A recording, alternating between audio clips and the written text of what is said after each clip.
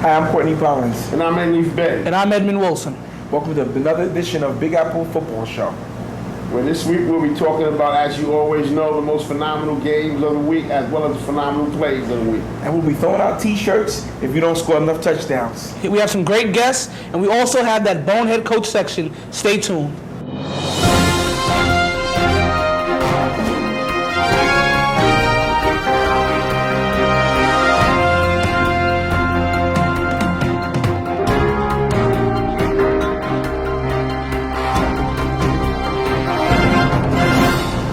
And we're back. We're going to talk about the top teams in the league. Spring ball. What's your take on some of the teams, A-Lee? Didn't really get out to see much about the spring ball this season. You know, it seemed like somebody had spring ball under wrap, very tight-knit, closed casket. You know, you just couldn't find where spring ball was. Well, I think a lot of teams were trying to make sure there wasn't a lot of people scouting and recruiting. Speaking of recruiting, a lot of players have changed hands from one organization to another. Mm-hmm. Don't want to go into that right now. We have guests that can talk about that. Well, over at the Chiefs, we like to call it defecting. Some kids have defected. Yes, absolutely, for some of the top organizations and top players. And Coach Edmonds? Just to get back to what Alif said, I'll name names. Sam Barnes had the schedule for spring ball as Mission Impossible. Teams didn't know who they were playing until they showed up. Right. You just told you go to this park and then that's the team you play. You didn't even know who you were playing.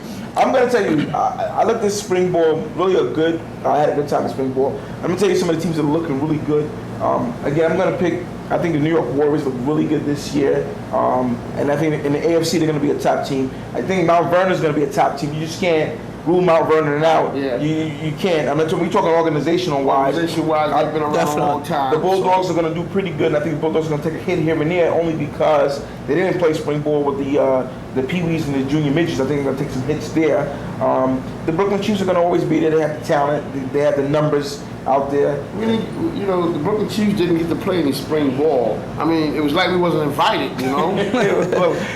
That's a conversation for Mr. Just Hall, or should we call him Just Levy? Just Levy is his new name from what I know. So we also got to talk about the NFC. Staten Island Hurricanes is going to be a mainstay. I think a team that's going to have a hard time this year, and they hate when I say this out in Fall Rockaway, and I heard that they had the highest murder rate out there. But by the way, the Rockaway Ravens is going to have a hard time this year, I think, because the Rockaway Ravens are making some changes out there. They're going to have the numbers, but they're going to have a tough time, I think, this year.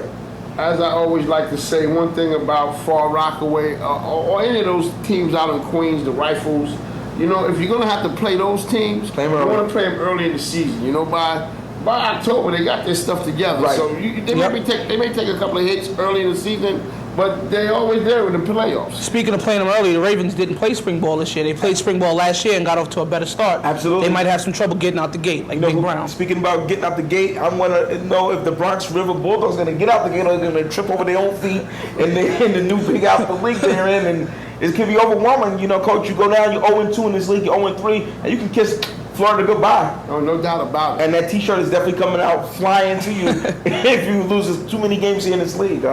Again, I'm gonna look at also the Bengals as being a dark horse. There are a lot of coaching changes from the wild cards to the Bengals.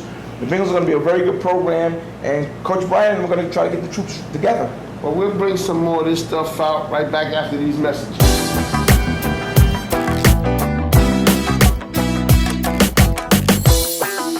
And we're back. We're going to talk about the Division II teams and some of the top teams in Division II. A lot of teams got moved around a little bit. The league has expanded. And in this expansion, we got some Division II teams. Who are some of the top teams in Division II? Well, Harlem Jets of Harlem, Jamel Wright. Those guys out there, man, they got tons of kids. I think they got at least 25 per team right now in the spring, and he's still recruiting. His Pee-wees and junior Pee-wees looking good. Got that junior Pee-wee team coming back from last year. Top 4 team in the Big 8 last year. Now they're in Division II, looking like a surefire team to make the playoffs. Well, there's 2 organizations I have to say. I would be remiss if I don't say these 2 teams' names because I'm going to get a ton of phone calls. Abyssinian Crusaders. Even though they're in this division, they've moved down now to Division II. Abyssinian has to be a program that has to shine through in this division. I think so. Abyssinia's been around a long time. They're mainstays. They always fill teams. They always have a bunch of kids out there willing to play football, and they work hard. I speak to Coach Brooks pretty often, and he said they're getting it together. They're gonna be underneath a lot of pressure. Yeah, because I was just going to say, isn't that one of the teams where a lot of the kids are defecting from? Oh, I didn't want to talk about that.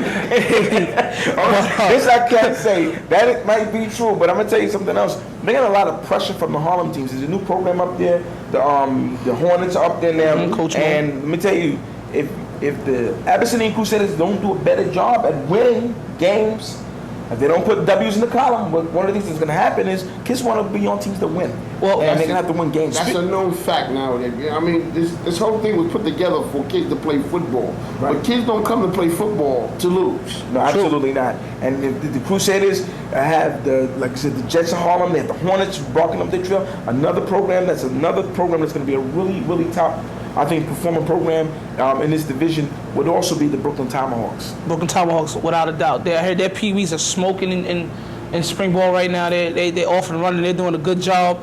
They're looking to come in Division II and prove a point.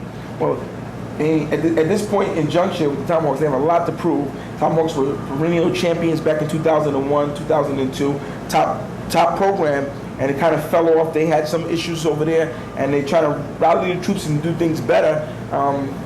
Tomahawks. Well, Coach Dow, definitely making an improvement with that organization last year. There's some steps that you have to take to improve your organization.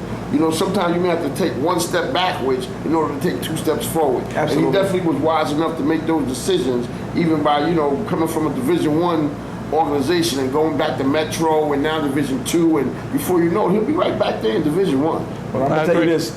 If he doesn't take care of his business in Division II, Coach Dow will also be on the fence. I mean, if you can fire a president, they will put his head on the chopping block. Well, I just hope that it's not 3 o'clock in the morning. Well, what do we think about the Chargers in that division? Well, the Chargers, again, remains to be seen. New program, and they're getting their feet wet, but we'll see. We'll be back after these messages, and we'll talk about the Chargers a little bit more.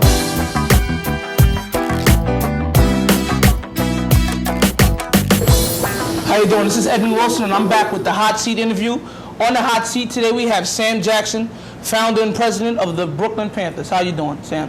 I'm doing all right, Ed. All right. Want to welcome you to the show. I think this is your first time on the show. Yeah. We start off the show right with some hot seat questions, some questions everyone wants to hear asked and get real answers for. So I'm gonna take it off light and easy. First, we're gonna ask you, how does it feel to see Big Apple grow when you were the founder, and I believe you started with 4 or 5 teams 8 years ago, and now it's up to 35 organizations. How do you feel about that? Man, it's great.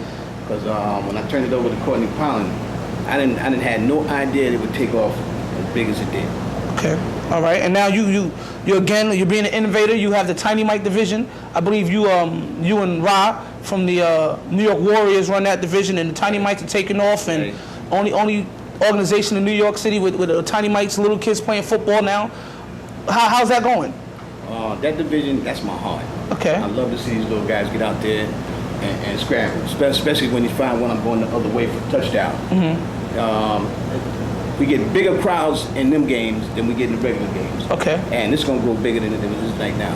All right. Yeah, you up to what, 8 teams now in that division? 9. Yeah. No, 9. Okay. So it's We had growing. 10, one dropped out. Let's not mention their name. We want to We had lose 10, any more one kids. dropped out. So next year, it's going to be more. All right. Well, let's look into the fall because Tiny Mikes are playing now. Looking into the fall, you're in Division I. That's a little controversial. Some people say you belong in Division II. Right. Some other programs. What do you have to say to those programs that say you belong in Division II? See, Division, they thinking now, they haven't looked at me. We've been in playoffs every year. I have 3-4 teams in the playoffs every year. We haven't got past the playoffs yet, but this year we plan on doing that.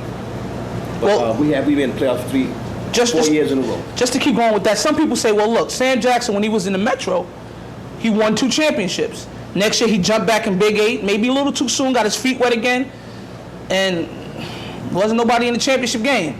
Really? So, I mean, what are you going to do down this year, Division I?